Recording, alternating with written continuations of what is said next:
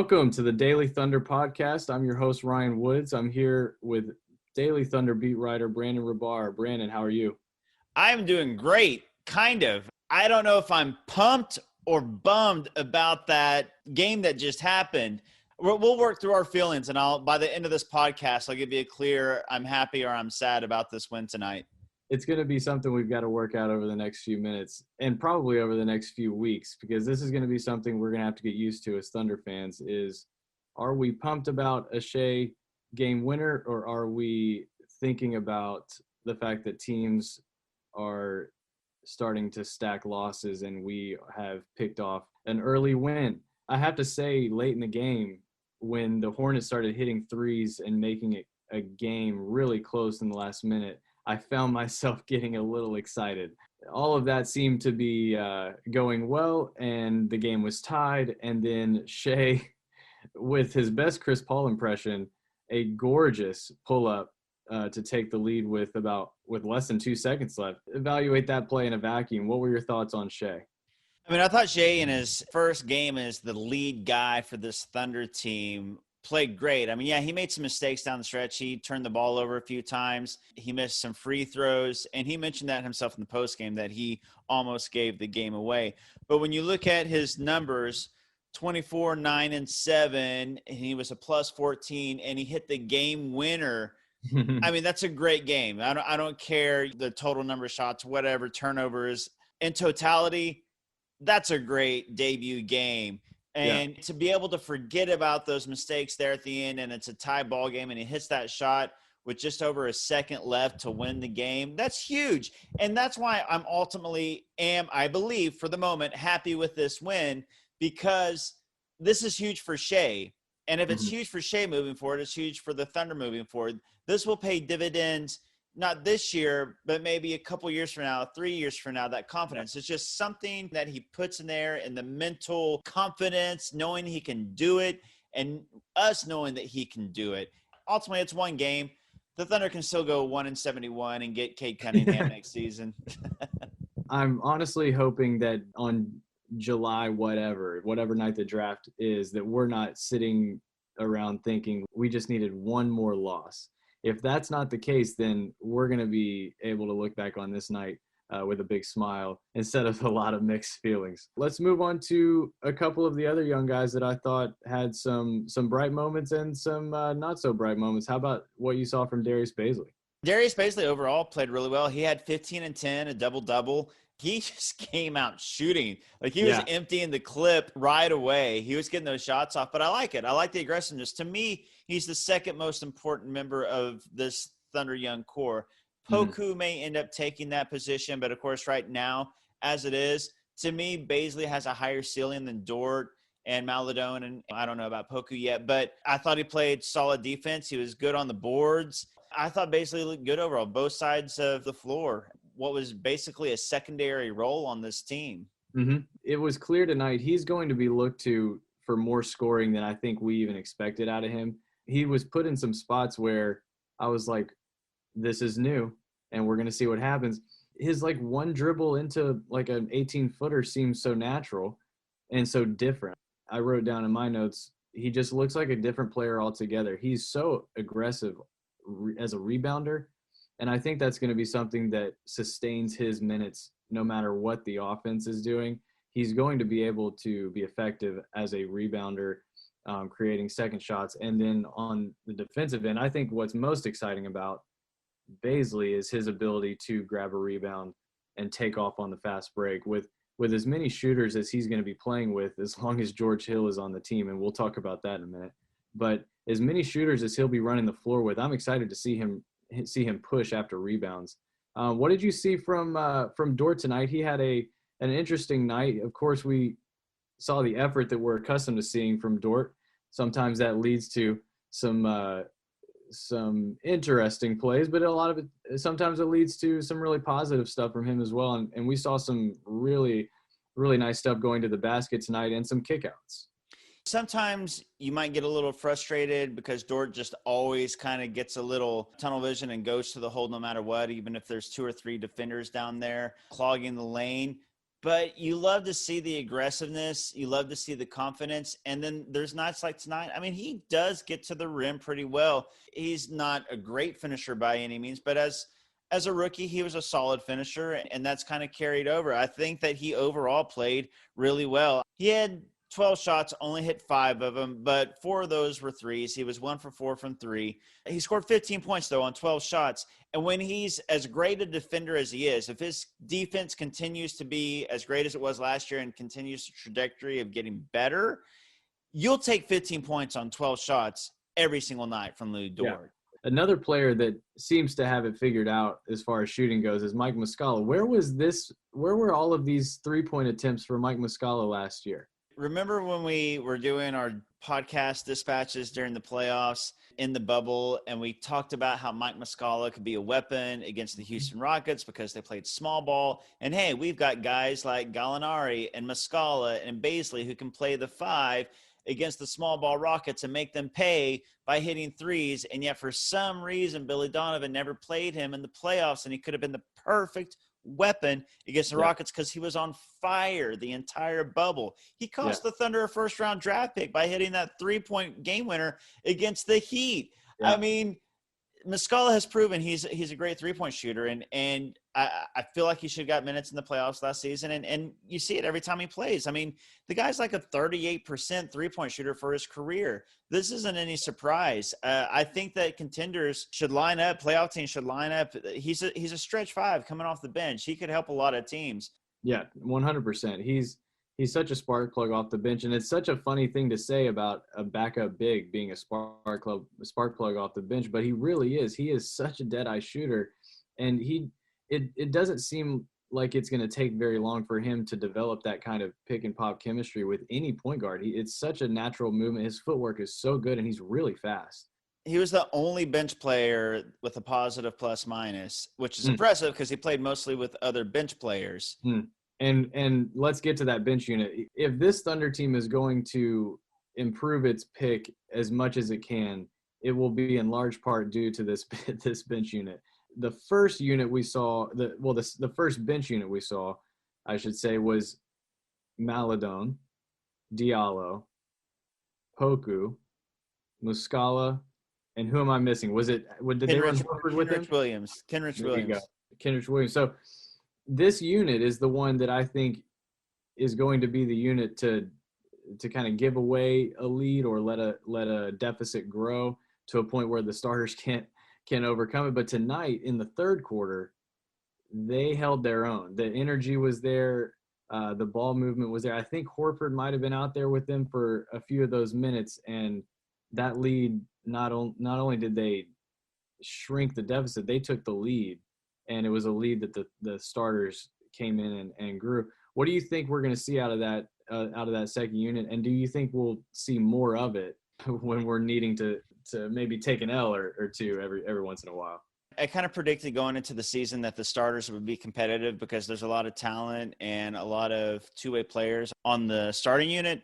And then the bench unit, I predicted that, they'd be up and down, and they'd probably be the ones that would lose games for the Thunder ultimately because of the lack of experience with Poku and Maledon being rookies. And then Kenrich Williams is kind of a typical bench guy, not really an efficient scorer, but high effort guy. Muscala to me is the one really positive player. And then Diallo, he likes to take a lot of shots. He'll get some second chance shots. He rebounds his own miss so often. If he shot really as well with his first shot as he did his second shot, he'd be one of the most efficient players in the league. The bench is going to be up and down because Poku's going to hit shots some nights. Maledon's going to hit more shots than this most nights. But then they're going to play better competition than the Hornets most nights. I think the bench is going to just be up and down all year. This bench unit was rough in the first half and then, like you said, held their own in the second half, and I just expect it to be inconsistent all season long. We've got a question here from Josh Ferris, and all season long, send those questions in during games, after games, before games, whenever you want, to @RyanWins_ or to @Brandon Rahbar. We've got a question here from Josh Ferris. How much longer do the fans have to watch Diallo? He is not getting any better, and he just takes time away from another player that could help us down the road. I want to take the first stab at this. I think Diallo is in there for that exact reason. He's not getting any better, and he's going to be the guy that helps you improve that pick, helps you lose games. And I think they're going to kick the tires on Diallo as long as they possibly can before they have to make a long-term decision on him. And I think when you have, like you're saying, that first unit is going to be competitive with just about anybody aside from that, maybe those top tier teams. This first unit is going to play with just about anybody. It's going to be that second unit, and Diallo is a big part of that second unit that's going to help you stay towards the bottom of the Western Conference. So I would say that is why we're seeing so much Diallo, and just because they are going to try and milk everything they can out of Diallo and see if he can develop into something they like for the future. Yeah, they picked up his option this season, which made sense because he was still young enough, and he's shown just enough to, on a team that's, rebuilding, tanking, whatever you want to call it, to give him some minutes and just see what he can do this season. Because why not? Why not give him bench minutes this season? He's obviously really athletic. He can get to the rim. So see if his shot develops at all. See if he develops any sort of consistency. Because if not, after the season, you can cut him loose. But if I were to guess, Josh, I don't think Diallo will be with this team after this season. He showed more than like Deonte Burton and Terrence Ferguson, but not enough to stick around for the rebuild. We got a question from Joseph Peralta. He's asking about Frank Jackson. Oklahoma City waived Frank Jackson in what was a bit of a surprising move. What do you think about Oklahoma City waiving him and when they did it, and especially with what we saw out of him in the preseason? It seemed like he was going to be one of the mainstays on this second unit. What do you think about that? I think it's one of those deals where I understand that they kept bigger contracts because of possible trades down the road. You want a little bit bigger contracts that you can throw in as salary fillers. So I get it from that standpoint. But I was shocked, honestly, because to me, I'd rather keep him than an Isaiah Roby, than a Justin Jackson, to me, than a Diallo, because he's still only 22 years old. And he looks like he can shoot, handle, play some defense. He looks pretty seasoned for being 22 years old. And to me, the upside was still high enough and the potential was still high enough. I actually thought outside of the returning young core of Shea, Baisley, and Dort, and then the rookies Poku and Maladone, he was the next best young piece, the best possible one to stick around. But then what do I know? Again, Presti's ball brain is bigger than my ball brain, so I'll defer to him. But I was surprised. I'll say that. I get it also from the roster crunch. A lot of guards, not a lot of bigs, so maybe that's why you choose a Roby or a Justin Jackson if all things are equal age-wise and contract-wise. But I don't know. I'd rather have Frank, to be honest. Frank and Teo really had something going in the preseason, and I thought that was going to be honestly what the second unit revolved around, was those two guys feeding off one another on the perimeter. But on we go. I want to hear your thoughts on what may have stood out to you in post-game interviews. You can honestly take it any direction you want to go. What stood out to me was Baisley and Shea, how much they sound like a Chris Paul, the influence, I'll say that. Because when Shea was asked about his game winner, it was just so matter of fact. It was, I almost gave the game away, talking about his negative points. As far as the game winner, that's something I practice. He just read and react the defender, and he shot it, and it went in. No big deal. To me, that sounds like a Chris Paul answer. And then Darius Baisley, he was asked about his defense because Coach Dagnall praised his defense, and he said, honestly, I didn't think I played too hot on defense. I'm glad Coach thought I did, but I hold myself to a high standard, and I don't think I played up to those standards. Again, to me, it's like that influence of those vets from last year, Paul Gallinari, Adams, where they're young guys, and they could, we've seen a lot of young athletes give themselves props or, kind of take, but these guys, they just don't do it. They have that attitude of, I could have played better. I messed up. Yeah, I did well, but whatever. Moving on. It feels like also some influence from Horford and Hill. These guys seem to be stepping into those roles, and it's good to see, because these guys, they're not done developing, and they're still going to need some vets there along the way to pick them up and to show them the way. I thought George Hill and Shea had some really cool on-court exchanges. Even after forcing timeouts, Hill is always headed over to Shea to give him either encouragement or something to look for. And I love the role that Horford and Hill are playing not just on the court but off the floor for these guys. I guess it's tough because they do play such a key role for these young guys, but surely teams have got to be looking at Horford and Hill as guys they can add via trade. Do you think we might see any of that for the deadline this year, or are we waiting, a full season before we get into those talks? I think George Hill will be gone by the deadline, if not sooner. He's too good a player. The Bucks had the best record in the league last year, and George Hill was a major part of that rotation. He was the number one three-point shooter in the league last season. And he's showing it. He's showing it again. Like, the guy is dead eye. Yes, and he's a great leader in the locker room. He's great off the court. And his contract isn't too bad. It's not bad at all. It's making I think $9.5 million. He's kind of a bargain. Mm-hmm. Contenders and playoff teams should be lining up for George Hill's services. There should be a bidding war. I think he should go for a first-round draft pick. I really do. Take on a bad contract and get a first-round draft pick for him. So I think that he'll be gone by the deadline. Now, Horford's a little bit different just because his salary is so big. I think that he's still a very good player, and I think a lot of teams would want him. And I could see a team with a bad contract that wanting to go all in this season trading for him, or I could see it being kind of a Chris Paul special and the Thunder recoup his value all year, get his stats up, and then recoup him and trade him next offseason. Yeah. I wanted to get to another interesting question.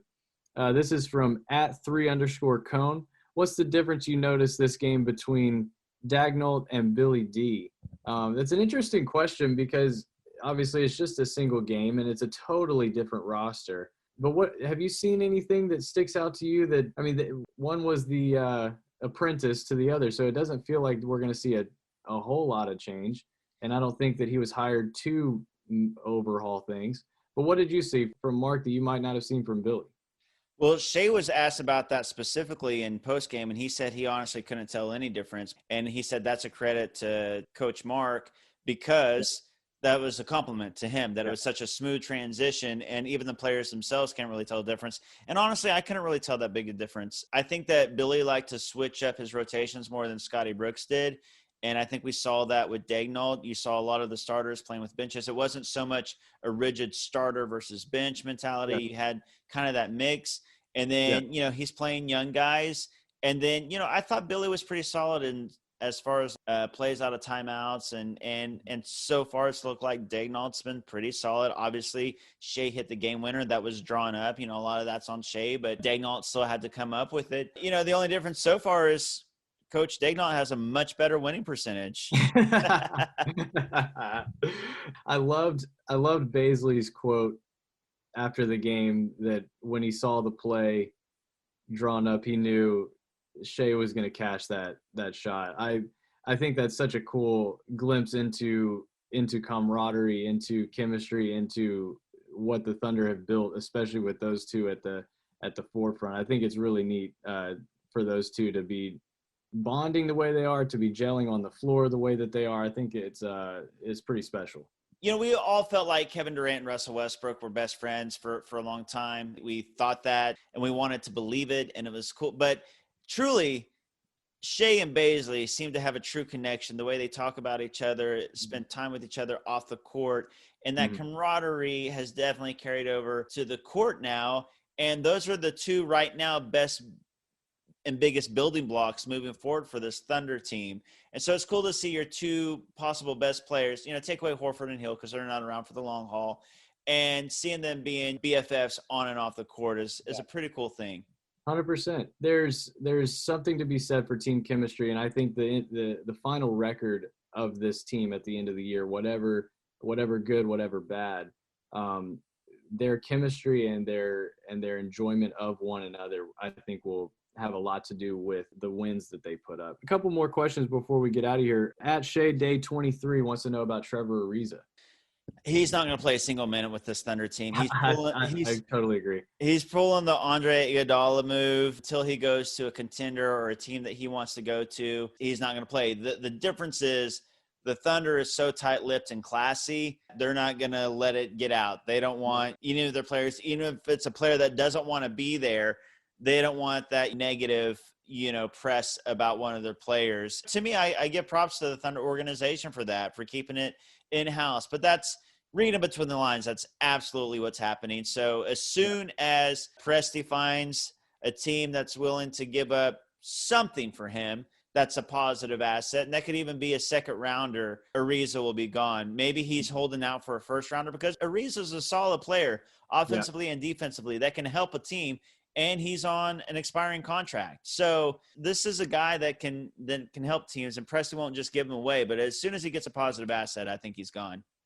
Well, Oklahoma City gets a semi-surprising win over the Charlotte Hornets tonight. We are back at it Monday, where the Jazz return to Chesapeake Energy Arena, and we are going to try and play a basketball game that night, barring any complications. And we will be back right after that game for another post-game reaction. Thanks for joining the Daily Thunder podcast, and we will talk to you soon. Cheers.